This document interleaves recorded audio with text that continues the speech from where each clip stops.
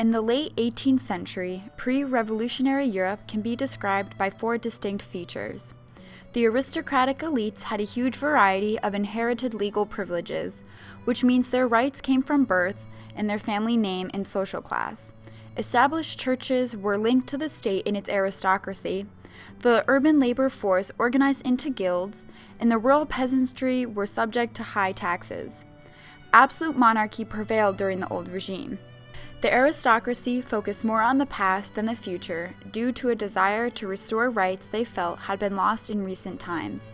This is because their past privileges were now starting to be shared among the common people. These nobles demanded the restoration of legal privileges that they believed were being taken away by the growing monarchical bureaucracies. Also, peasants called for the restoration of their customary rights that allowed them to access particular lands, courts, or grievance procedures. They tried to accomplish this through petitions and revolts.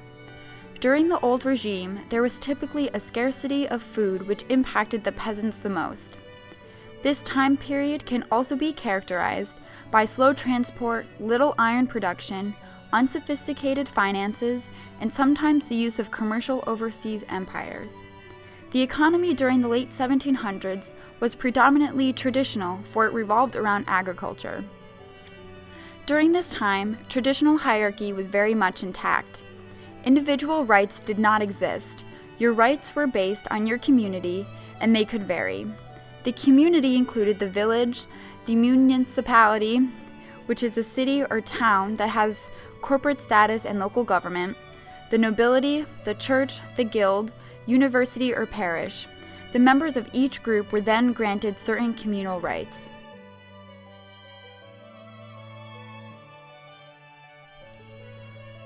Throughout the 18th century, the aristocracy of Europe became a staple of European social and economic life. At this point in their history, Europeans are starting to move away from absolutism and strong, powerful monarchs. And although most nobilities across Europe largely resemble each other, they did have their differences as you moved from west to east. England had the smallest, wealthiest, and best defined nobility in Europe. They numbered about 400 families that owned nearly 1/4 of the land. They invested large amounts of money into things like commerce, canals, urban real estate, mines, and industrial ventures. The French nobility were very similar except for a few differences. First off, there were roughly 400,000 nobles. They were also divided by nobility of the robe and nobility of the sword. The nobility of the sword were those who derived their noble status through military service, and the nobles of the robe were those who got it from either serving in the bureaucracy or by purchasing it. They were also divided by nobles who held favor in the court and those who did not. The French also had the aubereux, nobles that were not much better off than wealthy peasants. But while the French and British were similar, as you move east, the similarities lessen. Many countries like Poland, Prussia, Austria, and Russia still had serfs, and the nobility had complete power over them. These countries all share what seems like a similar set of core beliefs: exemption from taxes and complete power over serfs. The one thing all these nobles had in common was the desire to keep their power. If a monarch began to grow in power, the nobility sought to curb it for their own well-being. This became known as the aristocratic resurgence. The nobles did 4 things in an attempt to keep their status. They made it more difficult to become a noble, reserved high positions in the military, in the bureaucracy and government, and in the church for nobles only. They used existing authority through parliament, the French courts, and provincial diets to limit absolutism, and they worked for more tax exemptions and long-forgotten feudal dues.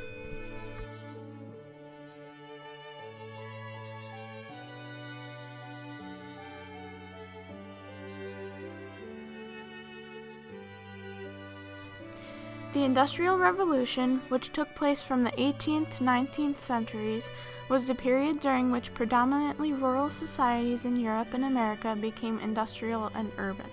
Before the Industrial Revolution, people used simple hand tools and basic machines. Britain was the birthplace of the Industrial Revolution because it had great deposits of coal and iron ore, it was a politically stable society, and was the leading colonial power.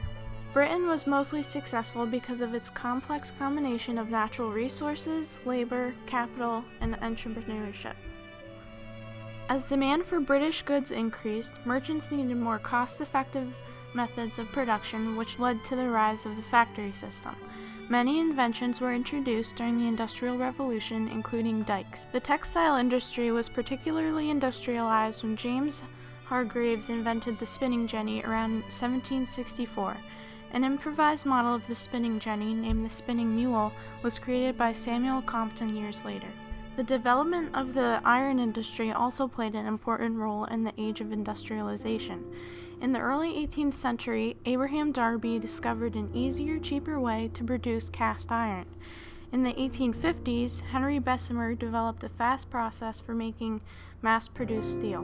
One of the most important inventions during the Industrial Revolution was the steam engine, created by Thomas Newcomen.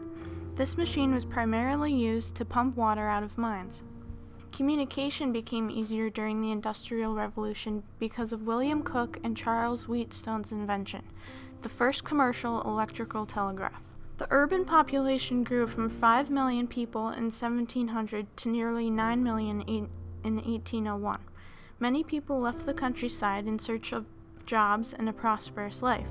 Young people were drawn to urban areas because of full-time employment, theaters, inns, pleasure gardens, and shops.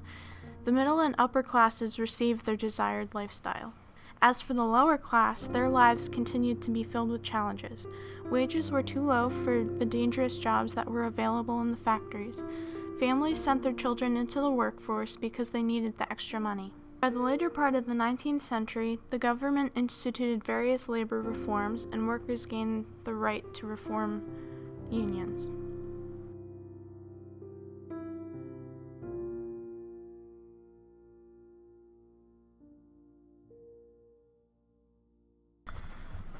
The household was the fundamental unit of production and consumption in the 18th century. Family members worked together to assist their economic life because it was almost impossible to support oneself independently. Children lived with their parents until their early teens, then they often moved away and worked in other households as servants. The family economy also established many of the chief constraints on women in pre-industrial society. A woman's life was devoted to the maintenance of her parents' household and then assuring that she would have her own to live in. Children, too, became part of the family economy. Greater social mobility meant that more young people moved away from their village or town where everyone knew them so they can get away from the social constraints of family, church, and peers. If an unmarried woman were pregnant, the father would be under no force to marry her and no one forced him to acknowledge the child. There was no one to care for the baby as the mother worked, and many unwed mothers became prostitutes, often leaving their babies to orphanages as they tried to survive. All goods and income produced went to the households rather than to the individual family member. The family economy functioned in the context of serfdom and landlord domination. Depending on their ages and skills, everyone in the household worked. The family was the basic unit of production and consumption in pre-industrial Europe. There are two very different basic households, the Northwestern family and the Eastern European family. Northwestern families primarily consisted of a married couple, their children through early teenage years, and servants. Men were usually over 26 and women over 23 when they married. Eastern European families, men and women, usually married before the age of 20. Children were born to much younger parents, and rural Russian households were more than 9 and sometimes more than 20 members with 3 or 4 generations living together. Most people worked within the family economy. Many people lived in a family or household, but those living independently were viewed with hostility. The death of the father could easily spell disaster for the family, especially in Western Europe. Women's economic contributions to the household were considered more important than their biological reproductive capacities. Many of the infants were abandoned, usually for economic reasons. This required rethinking social obligations and the structure of the family. The abandonment of the family economy was the most dramatic change to the structure of the family that Europe had ever undergone.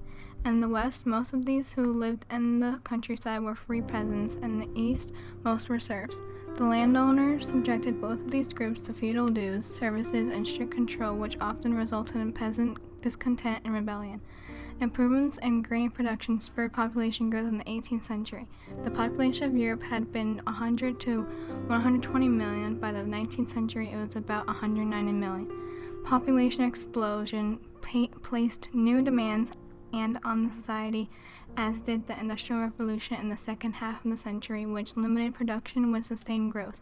The Industrial Revolution increased demand, creating larger markets, making economies of scale possible, which led to urbanization, thereby overcoming the parameters set in place by Thomas Malthus, who hypothesized that while population grows geometrically, the supply of food grows.